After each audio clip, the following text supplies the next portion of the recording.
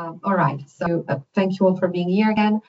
Just a few words on the methodology before I give the floor to Roberto once again to start the conversation. I'm going to start to share my screen in a second, and in the meantime, for the participants at home, you can open your camera if you wish, and you can also use your microphone to talk and to be part of the discussion.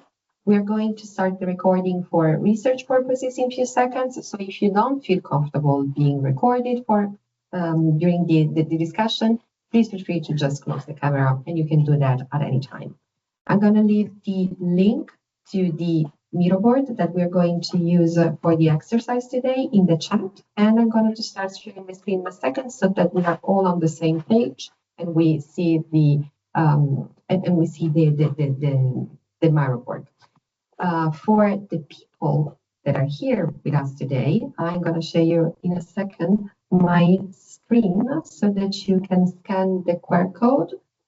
And I have to make a change on the big slide here. Sorry for this. I'm going to give the word to Roberto in the meantime so that he can brief you on the 3 questions that we're going to discuss together. I know that we have this hybrid format, so it's a little bit difficult to feel like we are all at the same point together. But the idea is that although we're going to use the Miro board, please remember that we want you to participate, to talk, to discuss with us. So please raise your hand, take the word, and participate with the other participants that are in the room with us today.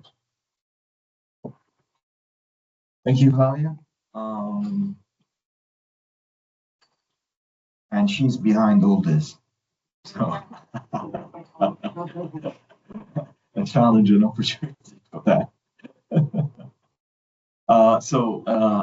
As Flavia anticipated already, we basically would like to discuss and navigate through the very complex European Union policy environment for the bioeconomy and particularly the bio-based products.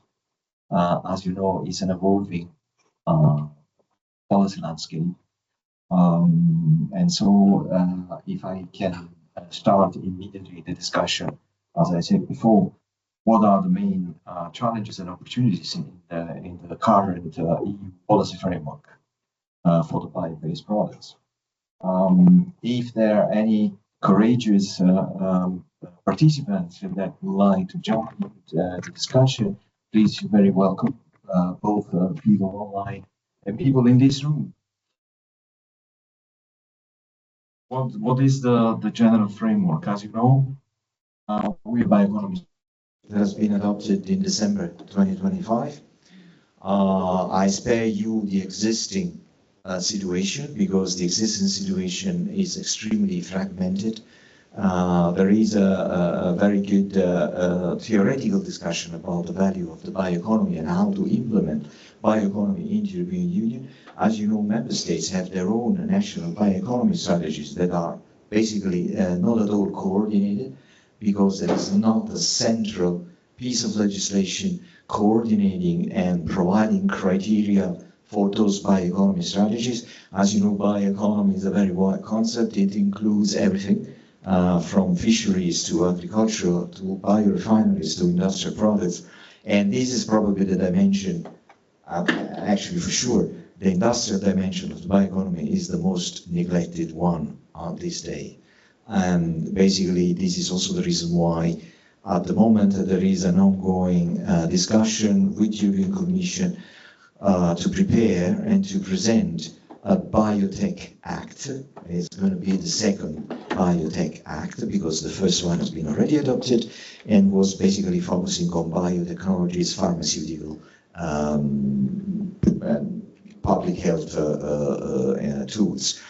So the Bioeconomy Act number 2 should specifically focus on the industrial dimension of the bioeconomy. There was a workshop organized by the European Commission on the 29th of April, so very recent.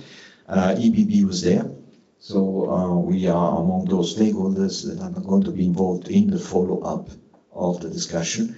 and the Bioeconomy Act number 2 should be adopted by the European Commission by the end of this year.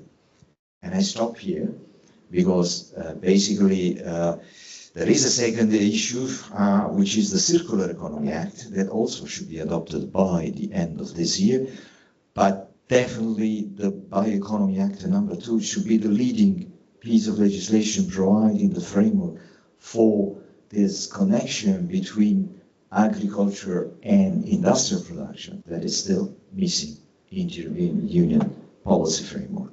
So again, so the first question, probably I already give you the answer, but anyway, the first question is, what are really the limitations from also taking stock of the previous presentations, because there were clear examples, particularly in interviews and focus groups, about the fact that the lack of coherent policy framework in the European Union is the main problem for advancing everything from the rural economy to biomanufacturing within the European Union. But again, I would like to hear your opinion on that. So I'll leave the floor, whoever wants to start, and it's very welcome. Are they online? So people online are already working on the Miro board. I'm so sorry for you that you couldn't access already, but we're having a technical problem with the main screen, but they're working on it, so you will see it in a second. In the meantime, if you want, I can, thank you, I can read out loud the first comments that we got. So the first question is, which EU regulatory barriers and enabling factors most strongly influence the development of circular bio-based value chains and rural economies? We have two comments here. And again, for the people at home, feel free to just take the word and before writing down your thoughts, just share it with us so that we can pick on them and reply to your ideas. So the first comment I got is on the side of the barriers, we see the lack of formal education, example in high school or university. And then a second point is that there is uncertain prices and quality consumers with stagnation or decline economic power from adopting bio-based products. The one example is good here. When consumption reduced in Europe, beer increase is cheaper. I don't know if the person that wrote down this comment would like to take the word and give us a little bit more perspective on this. And I also see that someone else is writing at the moment, putting among the barriers inconsistent and conflicting regulation, which is something that was already discussed also during the presentation we had in session 1. So again, if somebody from the chat would like to take the word, we can hear you, and please feel free to take the word. Otherwise, in the meantime, I'm going to pass the mic in case somebody wants to reply or comment on these first comments or add anything about barriers and enablers for the first question.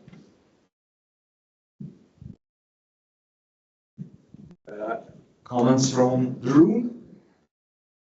Shall I start? You. It's David here. I think that when we define the bioeconomy, we ought to be clear about what we're talking about today. And when I talk about the bioeconomy, I'm not talking about farming, I'm not talking about fisheries, I'm talking about the use of renewable carbon to substitute fossil carbon in the manufacture of products. That's what when I talk about bioeconomy, that's what I mean, that we make things using renewable carbon rather than make things that we have traditionally done with fossil carbon. And so if the question is a question of carbon, then the question is also has to be around the costs. Because if we look at fossil carbon, it's heavily subsidized, hugely.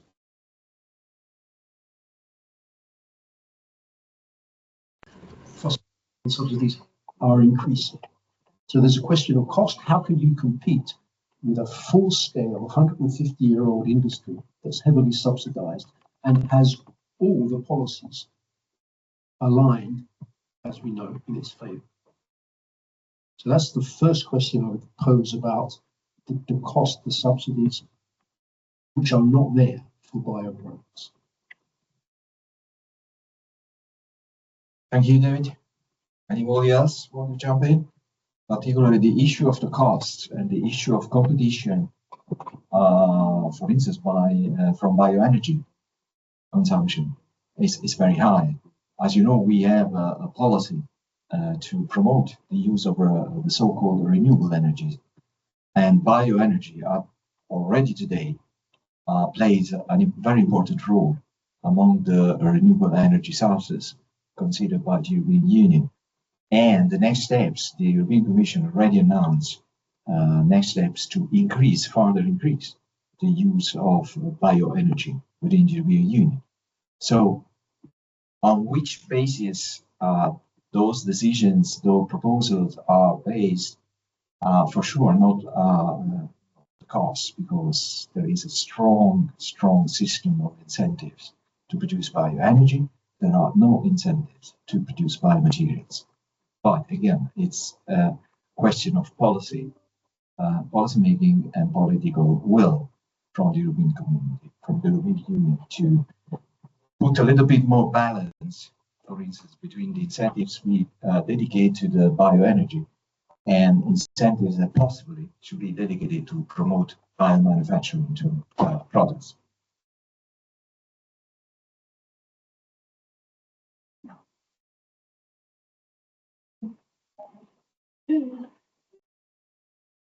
Please introduce yourself briefly.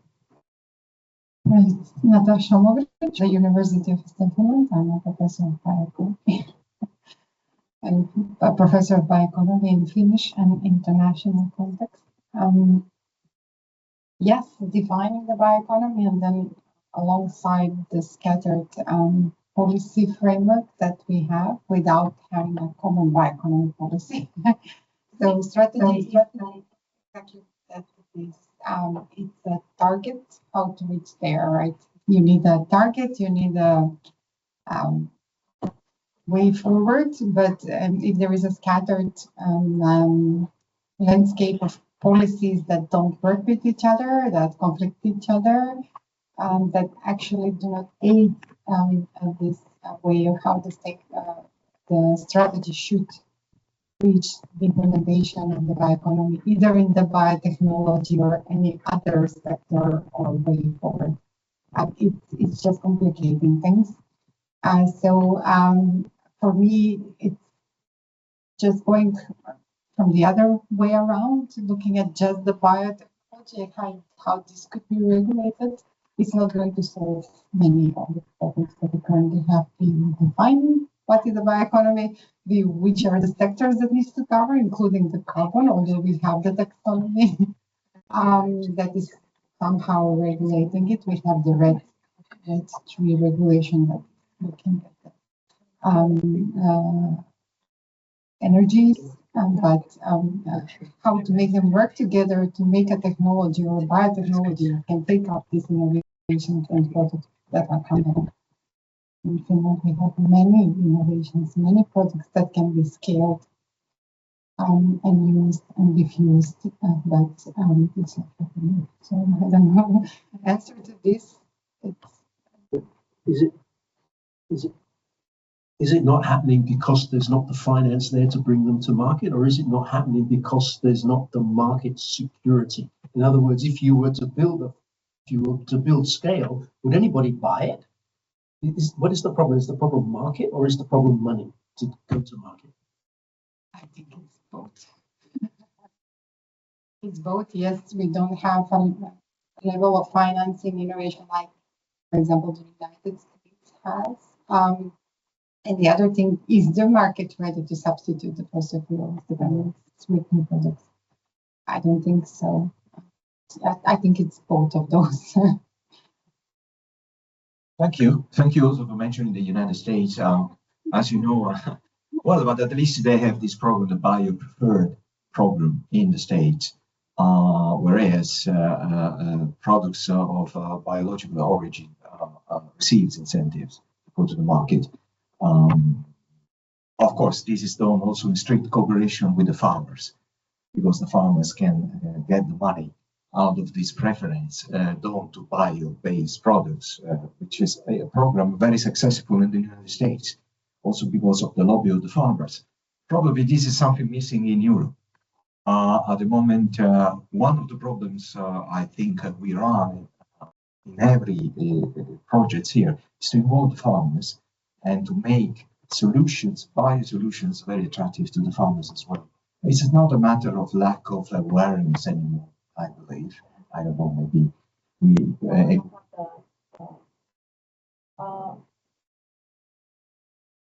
But there is one thing that you mentioned, is like, actually, farmers are quite focused on the crop. That is their thing. So whatever happens around needs to be connected, and now it's not happening. So for them, it's whatever with this bioeconomy strategy, whatever. But what does the CAP say? So they will follow whatever is on the CAP, whatever they can extract from the CAP. And if the other directives and laws and are not connected to the CAP, it just won't engage them to do anything. Because right now they even feel like, if I do this, do I lose the CAP subsidies? So no, it's not going to happen, but it's not clear. I mean, there is not a straight connection on this is a line, is a plus, but it can be combined somehow. So it's practical information on how you can connect these things are missing out. Thank you. Any more comments? Well, indeed, CAP is a policy, so it's a regulation. It's a requirement for them to fulfill, and it incentivizes. The strategy is just a strategy, it's just a loose recommendation. If you do this, no, but so that's the, I think, the barrier in this case, if it's not in a form of a policy or a regulation that is required for them to apply something, take up something. In a way, they raise their benefit, which need to happen. So this lack of common bioeconomy always sees that it's something that could potentially move forward. And having 10 or 12 of them working against each other, regulating same or different things in different ways, does not the case. Yeah. The US had the biotechnology recommendation by the previous president that was removed, and they took it from the perspective of industrialization and taking new products and services, also from the medicine and biotechnologies part, not so much from the agriculture part, but until this is seen from that perspective, that it should be financed, it should be market driven, it should be incentivized to be distributed or diffused as innovations that are seen as the new normal. Maybe that's what they have missed.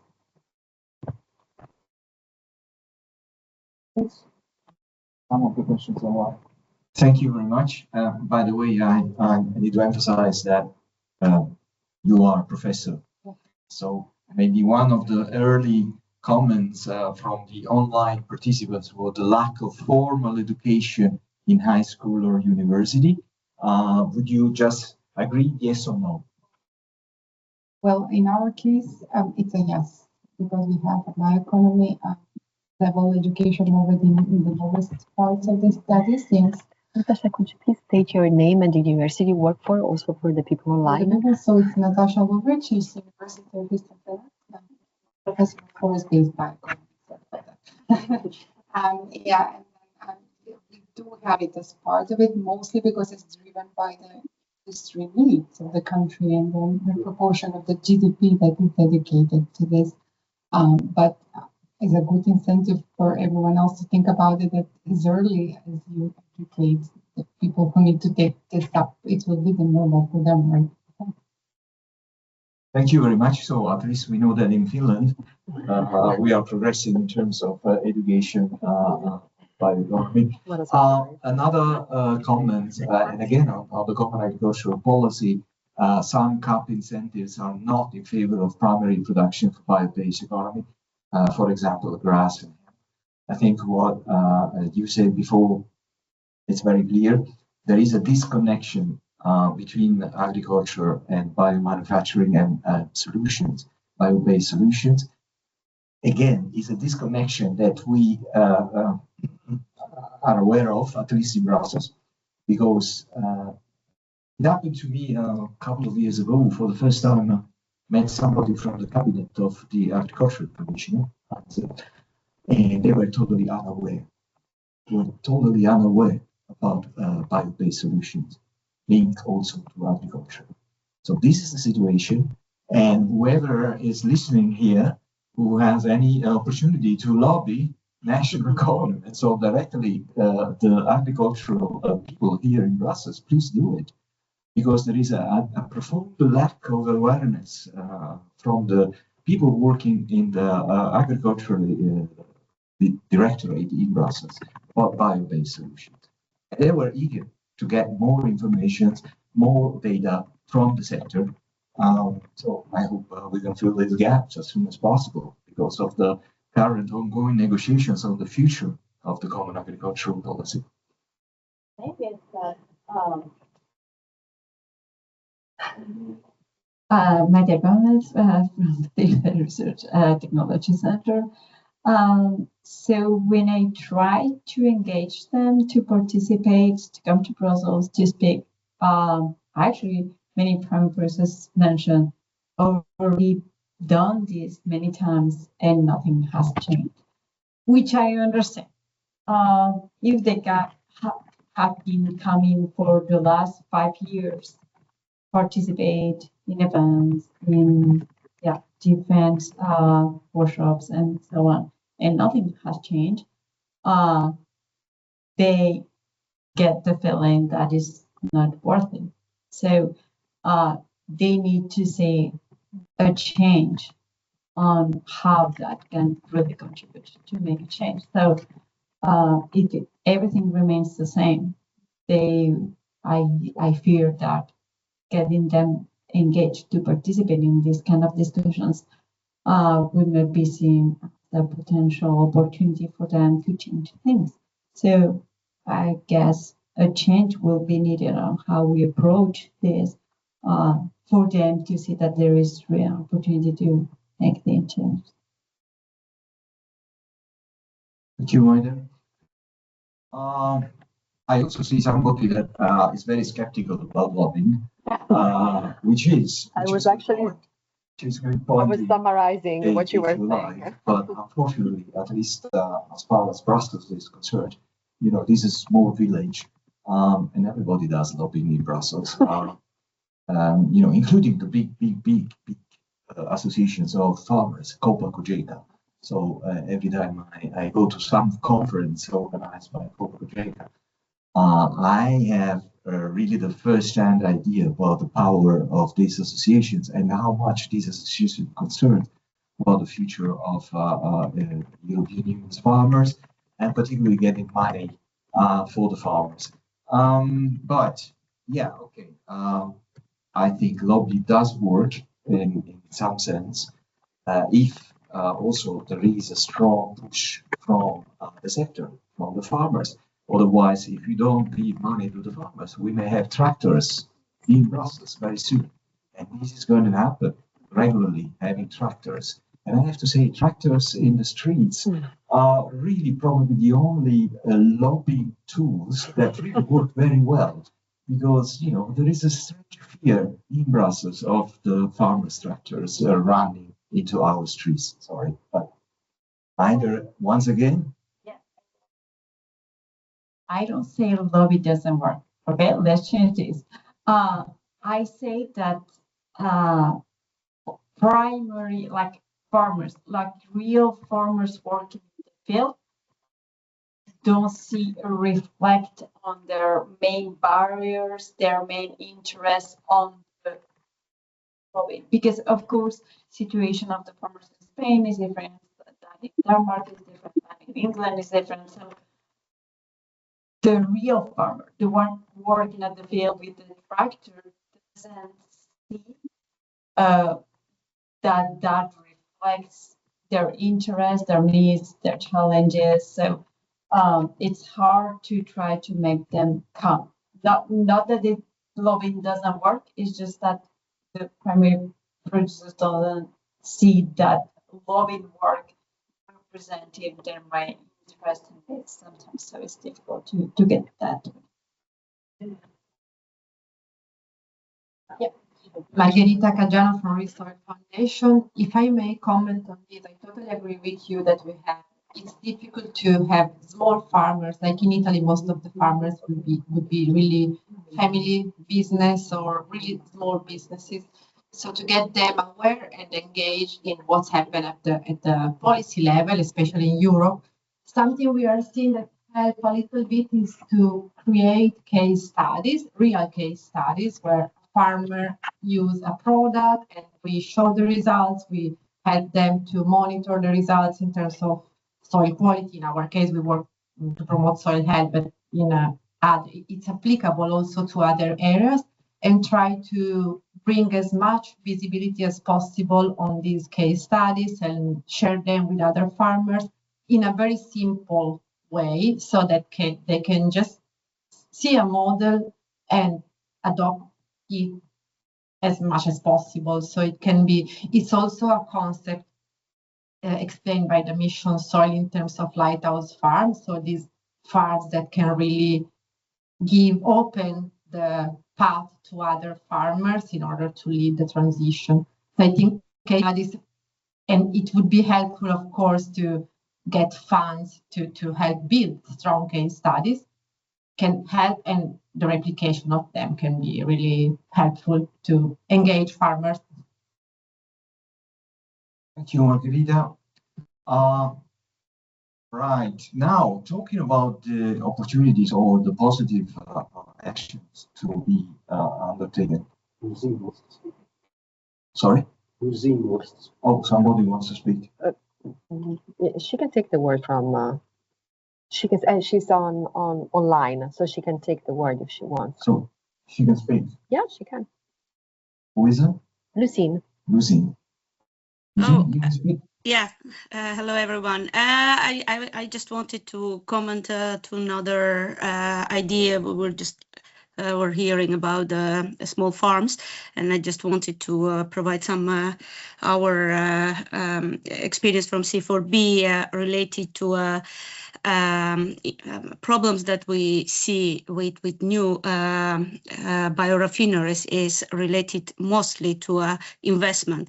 And what we see now that we need to have a kind of new forms of cooperation between farms supported by policies, by subsidies to boost this whole thing. Because first thing what we see, for instance, with our Greek partners, they say, well, if we have this technology, we go to our farmers and we say, like, you need to invest so much to get your residuals to upgrade. They will all say, well, we can't do that.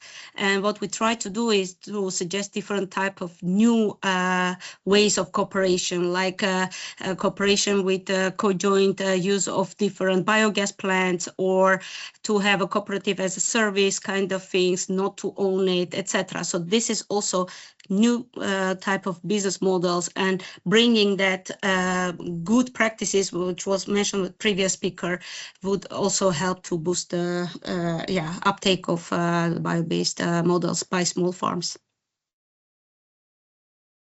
Thank you very much, Lucine.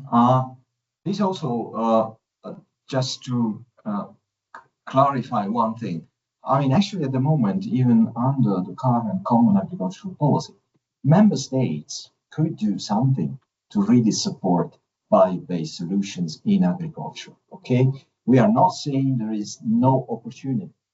Opportunities lay most of all, or completely, at national level.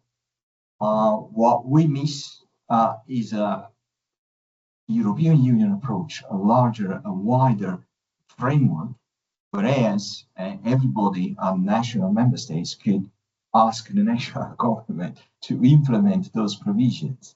Whereas national governments at the moment, for instance, in my country, Italy, regional authorities, they have the possibility to implement regional plans supporting farmers by using all the instruments of the common agricultural policy, including support for bio-based solutions. But if this is happening now, this is another matter. From MIDER, we understand that's very rare. So I wanted just to mention a few suggestions how to improve the situation, particularly those suggestions among the enablers, particularly on financing. I see a couple of comments, public-private co-investment funds, blended finance.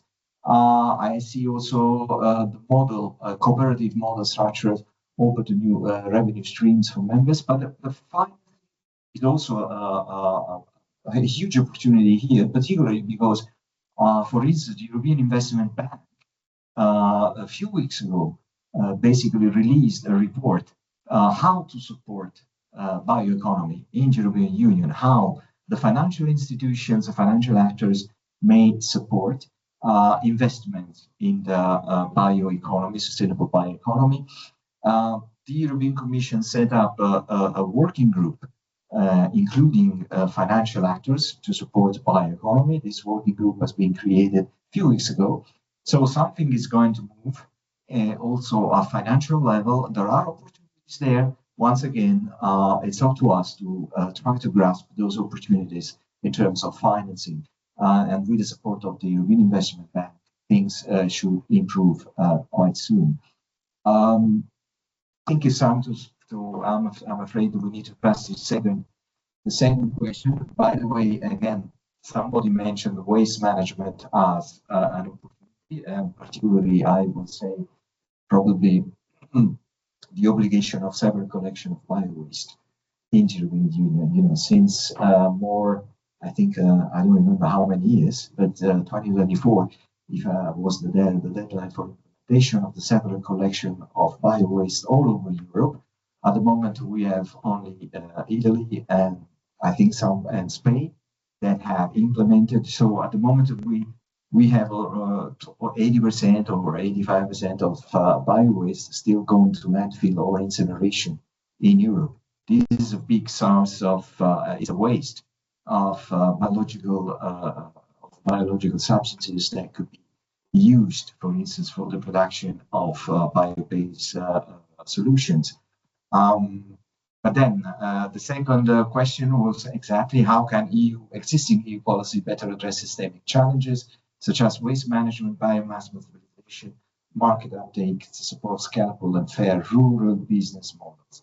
So I already mentioned waste management, particularly the separate collection of bio-waste, which is dramatically lacking at the moment at the EU level. So what should be changed? What should be kept or scaled up? What should be avoided? I see a lot of comments already. I don't know if there is anybody in the room also that would like to start with us. David. I made one comment. Maybe I made too many comments. David here. I sometimes think that we take this whole approach from the wrong side. We look all the time at the feedstocks and the farmers. But actually, if you give the farmers a market and there is a place for their feedstocks to go, I don't know, to a Rural BioReFarmery because they have a market for it, well then a lot of these problems just disappear because suddenly there's finance there, suddenly there's scale there, suddenly there's someone who will buy and give them money for it. They come together, they do cooperatives. And I think that if we don't really look at the market pull mechanisms, we're never going to solve all those other problems. There has to be a market for the products. And there you need your targets, your obligations, and your incentives.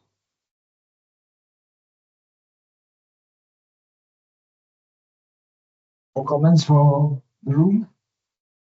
MIDER? I think we have already mentioned this, but I totally agree with David. I've been in the United States and I asked this precisely, like how long will it take to take this byproduct in the market? And it's 3 years. And here in Europe, average is 10 years. So things need to be changed if you want to be competitive. So that markets bio-based product can be in the market in a 3-year time and not 10-year comparing to now.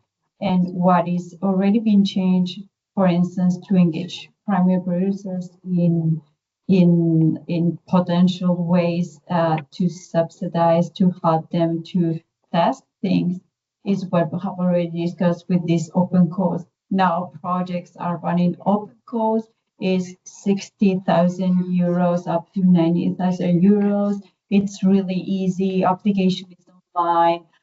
Small girls social, just 2-3 things. Let's try this machinery, see if it works. You just have to test it, and that's about it. No large reports.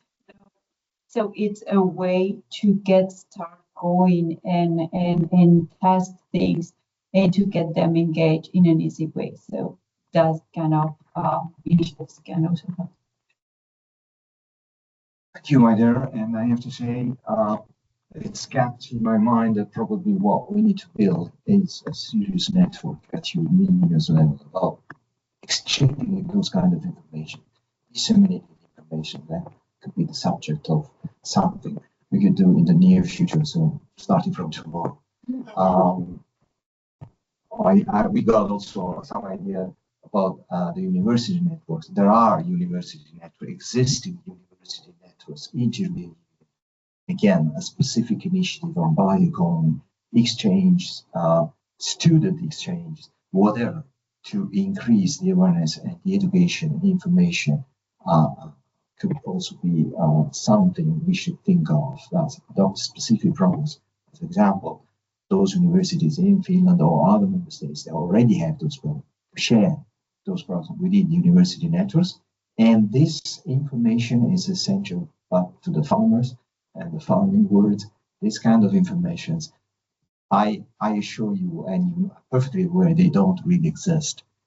When you say that the Spanish farmers are not fully informed by Copa here in Brussels about what's going on, that's the reality also for many other farmers associations in the European Union. So maybe we should think about this kind of networks.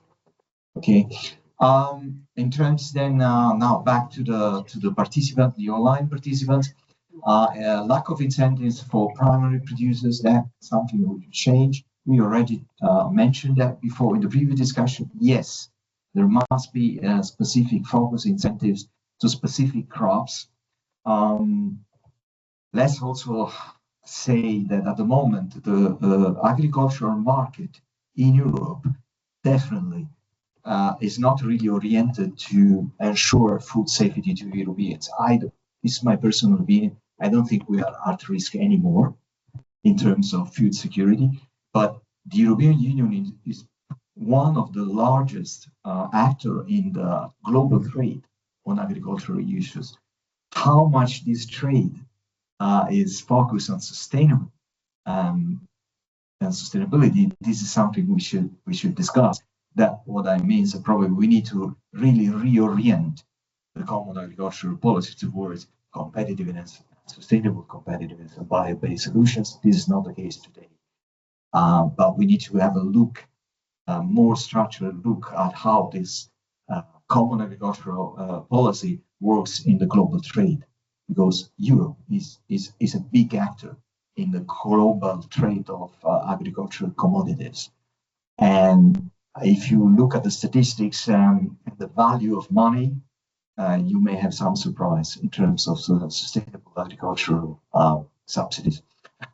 Anyway, so incentive for primary producers, yes, this is something we take in our projects, by the way.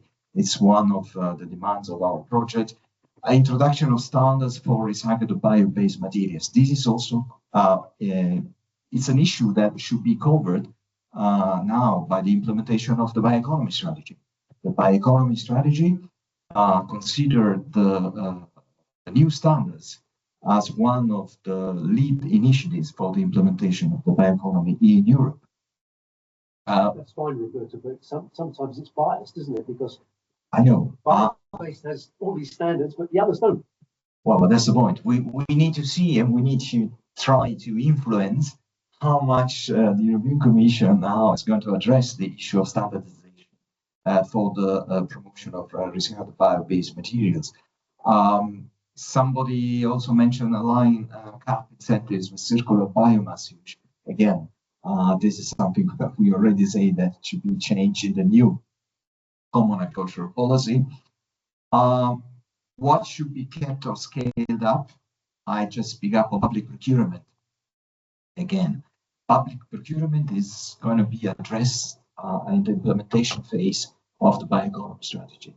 So it's in theory is already ongoing work at the European Commission for the implementation of the strategy. So yes, that should be scaled up. We are all agree and we try to follow the process, and we will see in the near future what's going to happen, if this is going to be seriously addressed or not. Classification of waste, what should be changed? Again, sorry, I'm jumping from one issue to the other one. Classification, I read classification of waste under the Waste Framework Directive can restrict their use, movements, and look at those as secondary raw materials. Exactly. This is going also to be addressed by the Circular Economy Act. As you, as we know, we don't know yet in details, but the European Commission is saying again and again that the end of waste criteria, for instance, should be harmonized at European Union level and should be harmonized in a way to promote the transboundary shipments of waste for recycling within the European Union. So that in at least for the European Commission, this could be one of the measures to exactly to improve the recycling opportunities for the waste. Okay. Again, also somebody what has to be changed, animal byproducts restrictions. Again, that could be probably part of the Circular Economy Act. Commission is working on that. The third column I cannot see. What should be avoided? What should be avoided?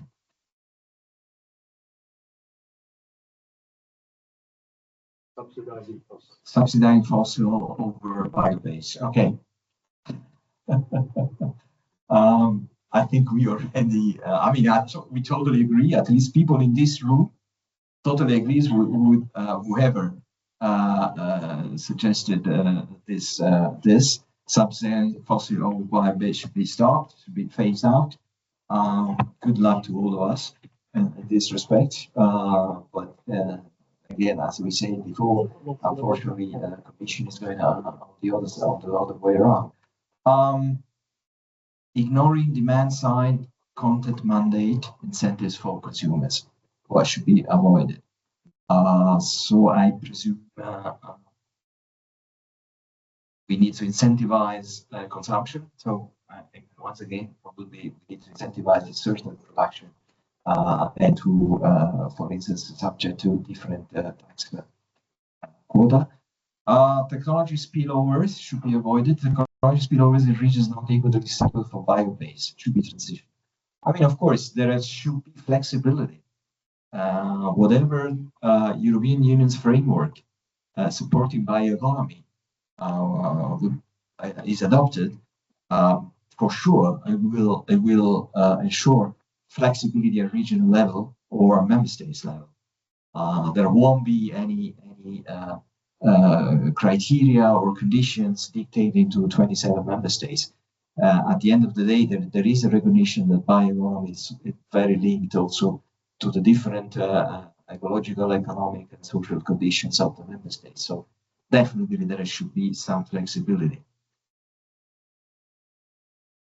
More comments from the room?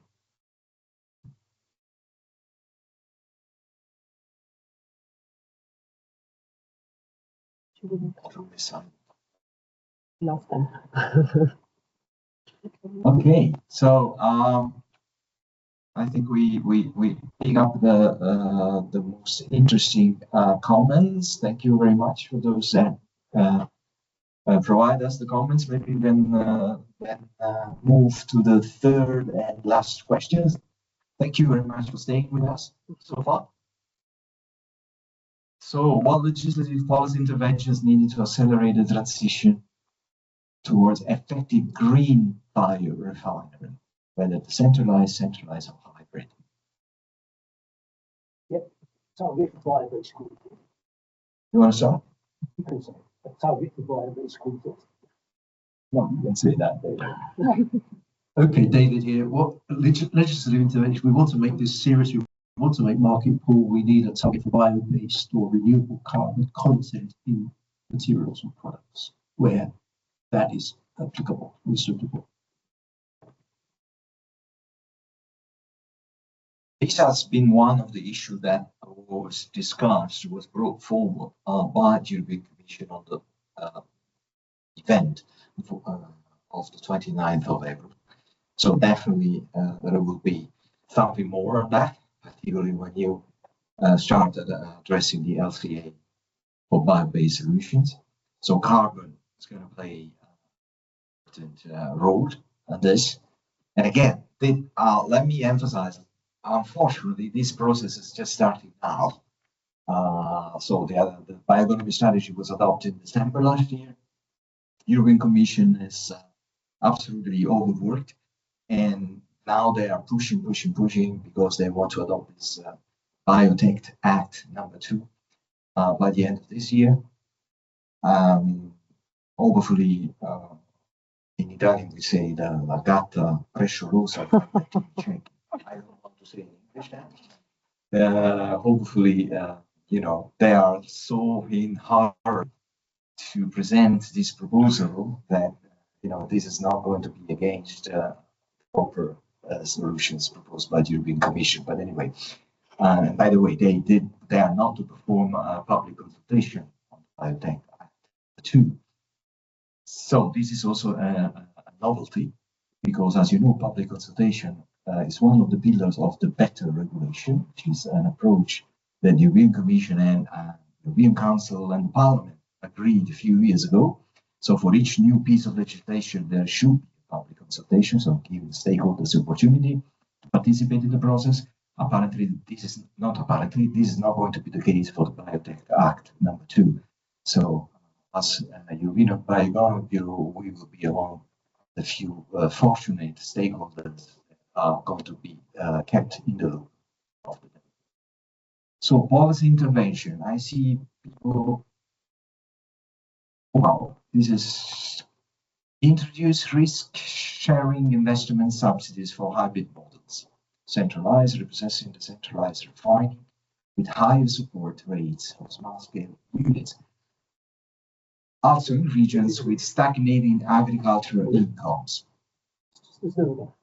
So this again, I presume, talking about investments, talking about how we can, you know, address the money flow to biorefineries for basically the improvement of the rural economies, because this is what biorefineries are also meant to bring to our rural communities in the European Union. So again, risk-sharing investment subsidies. Again, I think there is a great attention at the moment. I mentioned before the European Investment Bank. I mentioned before this working group set up by the European Commission, including investors, private investors, in support of the bioeconomy. They didn't. They made the call for this group. It was not largely communicated within the European Union, but there is a group. Maybe we can share then the address of this group, because the group has been set. The deadline now to participate is already passed, but we believe this is still open for further participants to be there. They are developing their work program. So definitely money should flow. I don't know how much money, but at the end, money should flow also in support of biorefineries. Under which framework, we don't know yet. I mean, could be the common agricultural policy, could be the future bioeconomy. But again, there is at least a political will by the European Investment Bank to increase the financial flow to BioReFarmeries. Again, there is also a suggestion for EU-wide biorefinery carbon contract for different. Yeah, we know that this is to compensate and gap losses between fossil-based and bio-based feedstock costs, conditionally using biomass with low land competition, delivering components for local circular economies. Thank you very much for this very detailed suggestion. And again, some part of this suggestion is already under in the radar screen of the European Commission. Particularly, the big point of discussion is exactly the biomass with low land competition. What we understood from the European Commission is that this is a very delicate point, and there is no agreement, not yet, how to define biomass with low land competition in the European Union. So there are a lot of question marks at the moment. So those question marks should be clarified again in the next few months, because this is one of the contentious issues that was presented by the Joint Research Center of the European Union during this famous workshop on the Biotech Act. Basically there are 3 points, contentious points that are mentioned by the Joint Research Center. And first of all is the global availability of biomass, implementing bio-based solutions, the sustainability criteria of the biomass, and third, land competition of such a biomass to be used for byproducts. So 3 contentious points. The discussions is going to evolve and all about these points, and we don't know yet what will be the final conclusion. And I'm afraid it all boils down to the lobby that the different trade associations, industrial actors, and farmers will conduct towards the European Commission. I'm sorry, but this is how this is working process. I'm not saying that I like it, but that's it. That's life. Any comments from the room on this? Besides David or David again? No. You carry on. I'll shut up. Go ahead. All this is great, but whenever I see the startups coming out of our projects, I always see that they don't get to market, they don't sell. No one buys the products because it's too small, it's too expensive. And so if you're missing the end of the chain, which is somebody giving you money to buy that, all this is great, but it's not really going to change it. Yeah, I don't say that. There are a few, but I agree with you. Most of the time, those super nice bioproducts that we really make a huge effort to produce, to validate the technologies, to run the sustainability assessments and all that, finally won't be marketed or won't get that. But there are a few exceptions. So in BRILIAN project, we have been able to really market those. Not for all of them, but Novamont is marketing 3 of them, and the Spanish Village is marketing 1 of them. But because we indeed took examples that we knew right from the beginning that there would be a market for it. So it was right on the proposal stage that we already focus on those that, okay, this has a market and it will, after the project live, continue. Despite all these problems, it has a market. Yeah, exactly. So that maybe it's like I mentioned, like right from the proposal stage, right when we're assessing the idea, the potential value chain, the technologies, we knew that this market assessment was done and there was a market for the product. So maybe it's a change of approach so that we don't produce entire value chains without first assessing that there will be a market, there will be the incentives, there will be a regional support for those people. Thank you very much.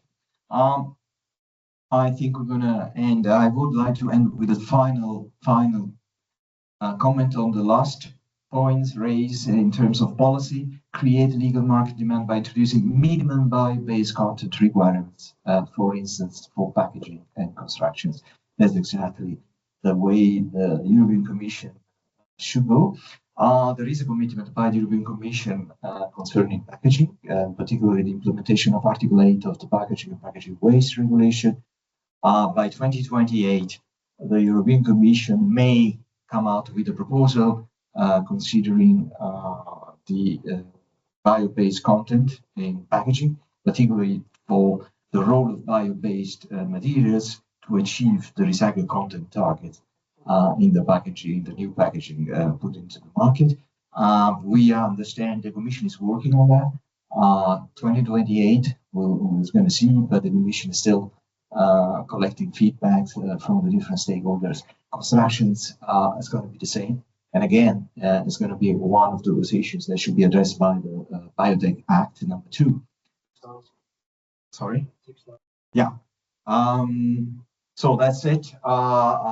Colleagues here, Flavia is telling me that there are more comments on the first question, which is understandable. So maybe in the last 5 minutes, more on barriers or enablers? So, lack of education, we address an even playing field, fossil-based alternatives, no criteria for sustainability, permitting fossil subsidies and tax incentives. That's exactly what David said before. You know, it's a very uneven playing field because there are no criteria for fossil based materials, fossil-based fuels, very few in this respect, but I have Professor. Yeah, well, of course, you need to look at it from that perspective as well, but not just substitution. We cannot just simply see we have these products, they are marketed, we just substitute them with bio-based products. We have seen that that doesn't work. But I see also the agriculture sector as proactively needs to get into this sustainability part to be recognized as a force, most subsidized, heavily financed force after the fossil fuels based in the EU, that needs to change the way it does business as usual for this to happen. Yeah. Yes, we have the EUDR deforestation regulation, which was influenced by some of the sectors as not favorable, although it was trying to get involved in the trade of sustainable products.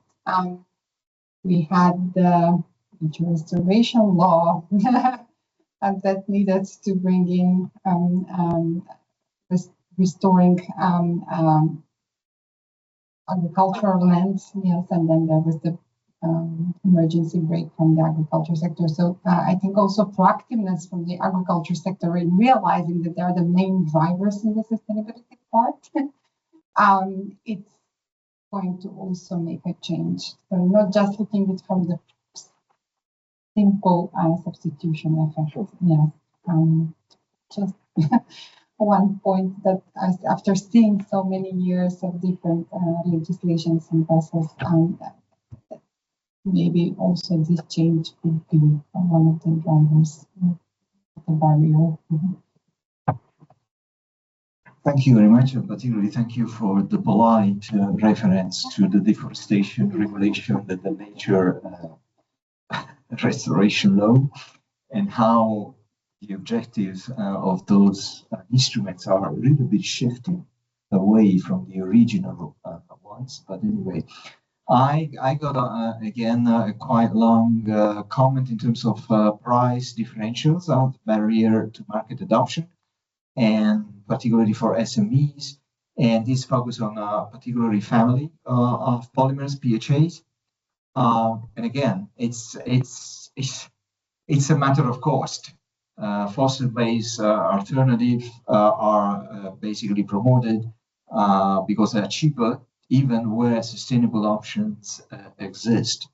I think once again, this is one of the bottom lines of the current situation, and particularly in the current situation at geopolitical level, with all the problems in terms of fossil fuels and fertilizers are used.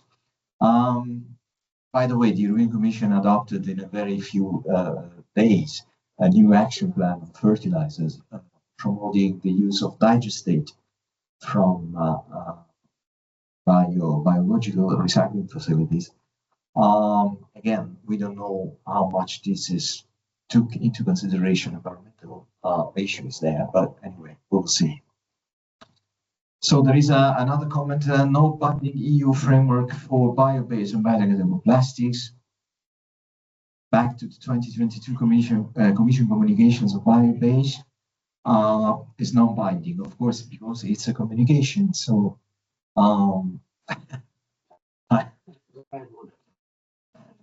sorry, I'm laughing because I met DG Environment on these issues, I don't know how many times in the past few years, and we got always the same answer. And the same answer is that, of course, according to DG Environment, or according to most people in DG Environment, biodegradable and compostable plastics are not a solution. Anyway, legally enforceable framework distinguish those material fossil plastics, market uncertainty persist, and investment in scale up is inability. Okay, let's consider in any case that the packaging and packages waste regulation set mandatory compostable applications, 4 different applications. I don't remember by heart, but everybody does probably. So that was a starting point to recognize the value of compostable applications in packaging. Let's also remember that member states have the possibility to increase the number of applications in their territory to be compostable. Of course, this is a fragmentation of internal market. It put in the hands of member states basically the fate of those applications. As far as we understand, only Italy communicated the intention to expand, at least to go beyond these 4 applications, tea bags and other 3 applications. So definitely, yes, there is a not binding EU framework for bio-based and biodegradable plastics. Subsidies again. So I'm not going to repeat again. Subsidies it seems to be a central point of this discussion. And on the other side, is there anything on the possibilities on the list? This one here? The revised EU bioeconomy strategy recognized bio-based plastic as strategic pillar, recognized the center as a lead market. Yeah, this is true. But let's take into account the first time I heard about a lead market for bio-based solutions was in 2006. Okay, and then there was a lead market initiative sanctioned by the European Commission in 2013. Unfortunately, I'm old, so I was already there. I was already here in Brussels talking to DG Growth and DG Environment. But besides standardization and besides some nice word in terms of public procurement, nothing has been made so far to promote bio-based solution as a lead market initiative. So very welcome again, a commitment which is there since more than 15 years, basically.